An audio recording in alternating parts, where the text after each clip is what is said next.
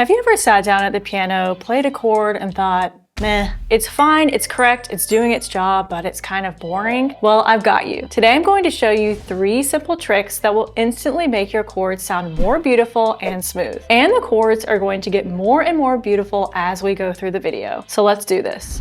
Let's talk about chord transitions. Because right now, if you're playing chords and it feels a little clunky, it's probably because your hand is doing way more work than it needs to. Most beginners play every chord in its basic position, which means stacking the notes in their standard order. Here's C major in its regular order, C, E, G.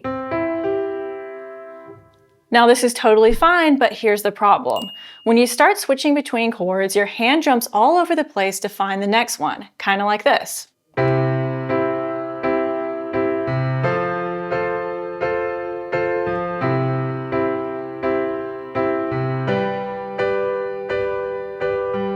My hands are actually moving around the keyboard more than necessary. I could have gone like this and it's the same chords.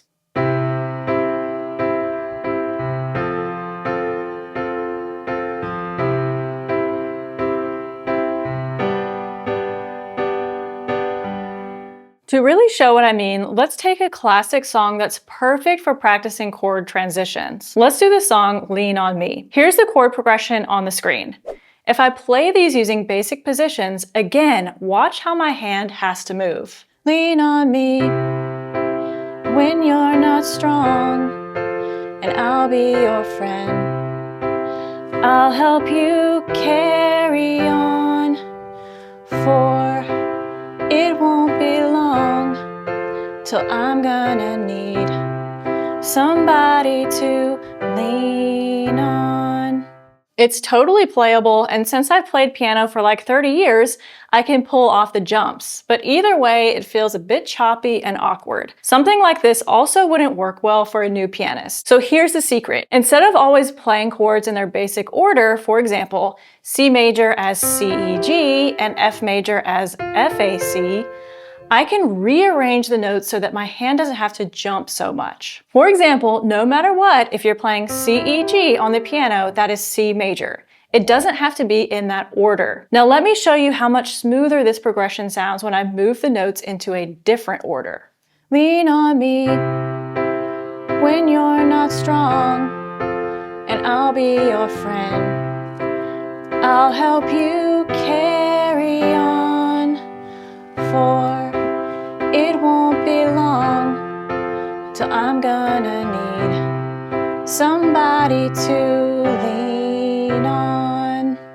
See how much easier that is? The chords are still the same, but because I'm changing the order of the notes, my hand barely moves. Everything stays connected and flows naturally. This is a huge important part of making chords sound more beautiful because they will flow and connect much better. And it even sounds better. In music, we call this chord inversions. And here's the full explanation of chord inversions so that you can actually apply this to your playing. Like I said, each chord has different ways you can play it, where you change the order of the notes to make transitions smoother. Before I jump into it, let's talk about the different parts of a chord. We have the root, which is the bottom note. So for example, in C major, that's C.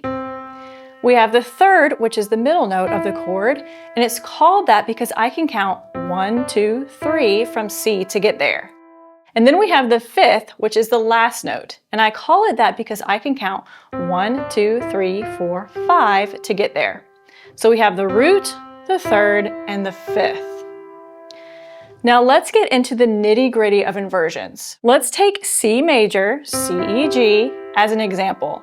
Instead of always playing it in that order, I can have the third at the bottom, which makes it first inversion. So let's move C up here, E, G, E, G, C. Another way to play it is where the fifth G is at the bottom and I play C and E up top like this. That's called second inversion.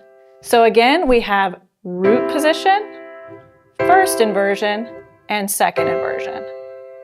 Even though these shapes look different, it's still C major, just in a way that keeps your hand in the same area instead of making big jumps. So let's go back to Lean on Me and apply this using inversions to keep everything connected and easy to play. Lean on me when you're not strong, I'll be your friend. I'll help you carry on, for it won't be long till I'm gonna need somebody to lean on. Using inversions lets you play faster, smoother, and more confidently. So try it out next time you're playing through a song. It'll make your chords sound way better. Now, if you're thinking, okay, this makes sense, but how do I actually put all of this together to play full songs without getting stuck? I've got something for you. I've put together a free training that shows you exactly how to go from knowing nothing about piano to playing your favorite songs with a proven system that helps you learn faster. This is my exact step-by-step process I take my students through, and it makes learning piano so much easier. The link is in the description below. You can click and watch the video on demand. Step 2, add suspended chords. Now that your chords are flowing smoothly, let's talk about making them sound richer and more expressive. Right now, we're just playing basic major and minor chords, which works fine, but they can sound a little too simple and a little too predictable. If you want your playing to feel fuller, more emotional, and more interesting, one of the easiest ways to do that is by using suspended chords. So what are suspended chords? Suspended chords, also called sus chords, are a simple way to create tension and release in your playing. Here's how they work. A sus2 chord replaces the third note of the chord with the second note. So for example, with C major, C sus2 is instead C D G. A sus4 chord replaces the third with the fourth note. For example, with C major, C sus4 is C F G. And like I said, they create tension in music. The reason we like music is because it creates that tension and resolve over and over, like this.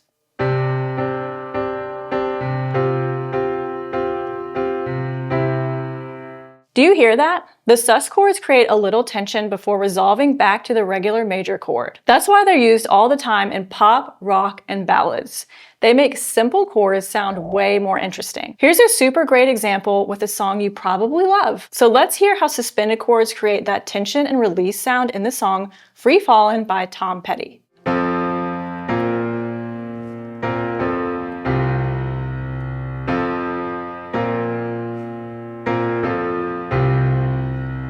This song leans heavily on sus chords, which is why it has such an amazing sound. Here's how it would have sounded if Tom Petty didn't use suspended chords at all.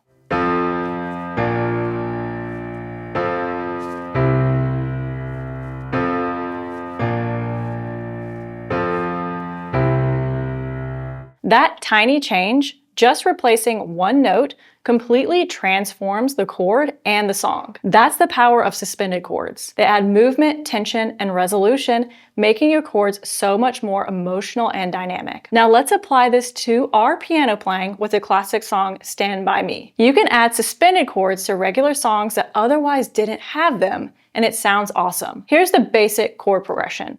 Stand by me, oh stand by me.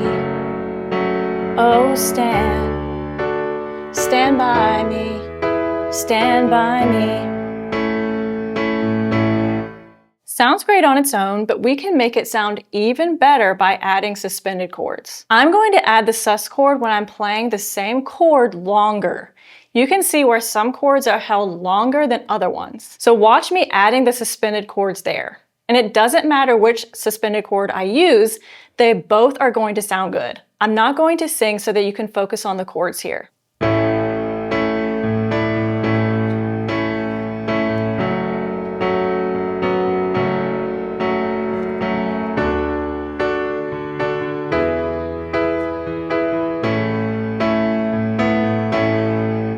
Do you hear that? It adds a lot more interest to the chords. Again, I just added it where I was playing the same chord for a while. It makes a huge difference. Suspended chords work so well in this song because they give it a natural push and pull, keeping things interesting without making it too complicated. Step 3, let's add seventh chords. Now let's take it one step further by adding a seventh chord for some extra richness. A seventh chord is just a regular major or minor chord plus one extra note.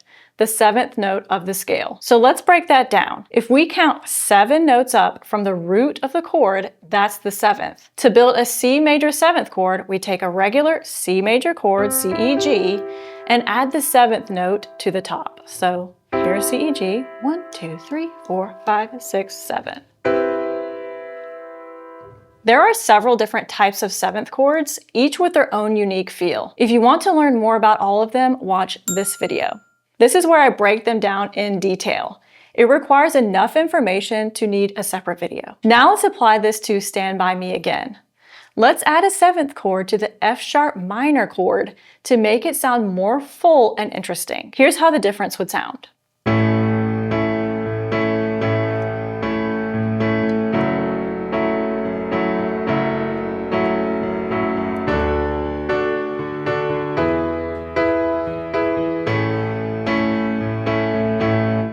But okay, maybe I want to get even more fancy. What if I added suspended chords and the 7th chords to the song? Let's try it.